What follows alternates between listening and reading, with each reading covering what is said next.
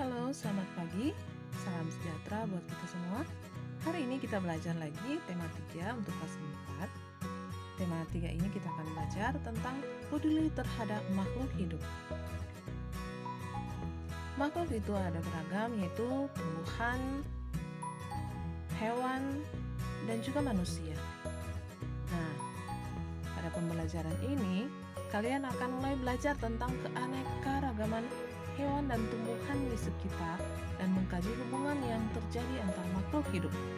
Hal ini bertujuan untuk membuat kalian lebih pandai, bijak, dan cinta terhadap lingkungan.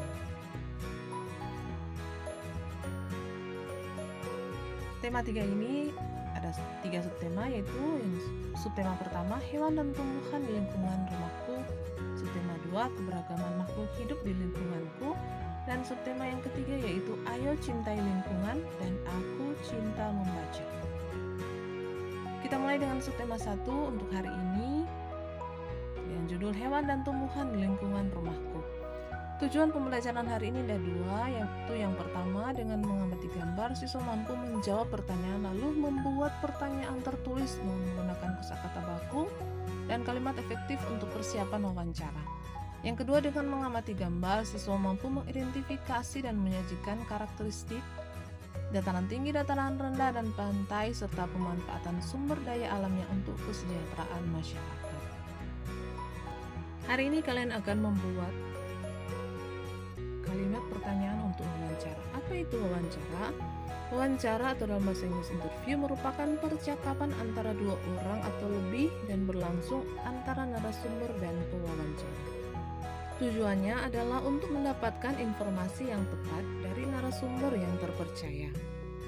Wawancara dilakukan dengan cara penyampaian sejumlah pertanyaan dari pewawancara kepada narasumber. Pewawancara adalah orang yang melakukan tanya jawab dengan narasumber dengan tujuan untuk memperoleh informasi yang dibutuhkan. Kemudian ada narasumber yang merupakan orang yang diwawancari sebagai pemberi informasi yang dibutuhkan dalam sebuah penelitian. Agar hasil wawancara maksimal, maka pewawancara perlu memperhatikan hal-hal berikut, baik sebelum melakukan wawancara, ketika melakukan wawancara, maupun setelah melakukan wawancara. Perhatikan hal-hal berikut sebelum melakukan wawancara. Pertama, tentukan topik wawancara. Topik wawancara ditentukan berdasarkan hal atau peristiwa yang ingin kamu ketahui. Yang kedua, buatlah daftar pertanyaan yang akan kamu ajukan saat wawancara nanti. Daftar pertanyaannya harus memiliki kata tanya di dalamnya. Lalu ketiga, tentukan narasumber yang akan diwawancarai.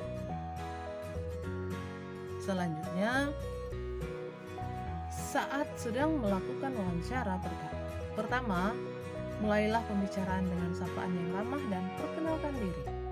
Kedua, ajukanlah pertanyaan dengan jelas dan menggunakan bahasa yang santun. Ketiga, catatlah jawaban yang dijelaskan oleh narasumber. Lalu akhirilah wawancara dengan kesan yang baik dan juga menyenangkan. Nah, untuk melakukan wawancara, kita harus mempersiapkan dulu daftar pertanyaan untuk wawancara, yaitu dalam bentuk kalimat tanya. Kita pelajari sedikit tentang kata tanya.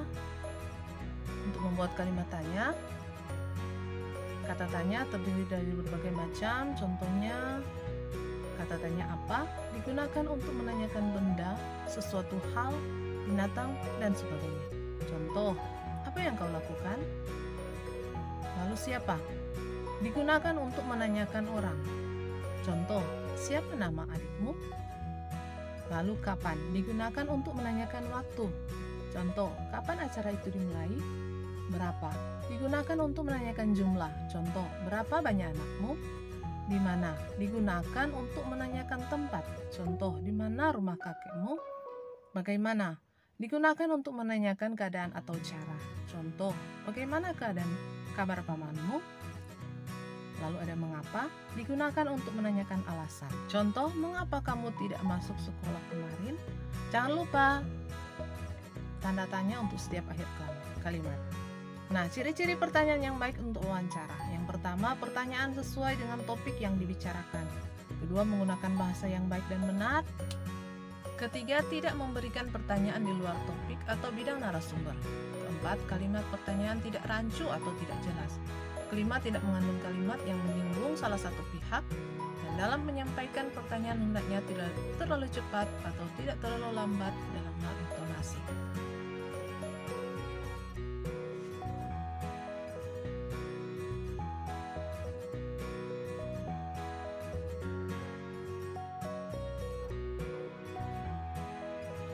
Setelah melakukan wawancara, jangan lupa untuk mohon diri, ucapkan terima kasih, dan sampaikan permohonan maaf jika selama wawancara ada hal yang kurang berkenan.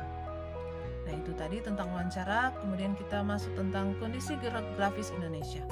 Kondisi geografis Indonesia sangatlah beragam. Ada yang berupa pantai, dataran tinggi, dan dataran rendah. Kondisi geografis ini tentunya berpengaruh terhadap mata pencaharian. Yang pertama ada pantai. Pantai adalah daerah yang berbatasan langsung dengan laut. Pantai ada yang landai, ada pula yang terjal. Pantai yang landai biasanya digunakan untuk objek wisata. Lokasi ini adalah daerah yang berbatasan langsung dengan laut. Ciri-cirinya daerahnya landai dan sebagian kecil landai. Sumber daya alamnya itu ikan. Manfaatnya ada objek wisata. Lalu mata pencarian penduduk sebagian besar adalah nelayan. Kemudian ada dataran tinggi. Dataran tinggi adalah permukaan bumi yang ketinggiannya 500 meter di atas permukaan laut. Dataran tinggi biasanya dimanfaatkan untuk peristirahatan, objek wisata, dan usaha perkebunan dan sebagainya. Kita bisa lihat di daerah kita, di Rukan ada puncak Tempuan, ada puncak Tete Tanah yang terkenal, dan ada juga perkebunan di daerah Rurukan dan sebagainya.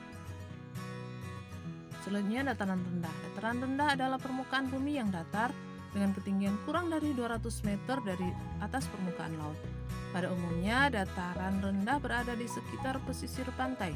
Dataran rendah banyak digunakan untuk berbagai keperluan, diantaranya pertanian, peternakan, perumahan, dan industri, serta beberapa jenis kegiatan perkebunan seperti perkebunan tebu dan lain sebagainya.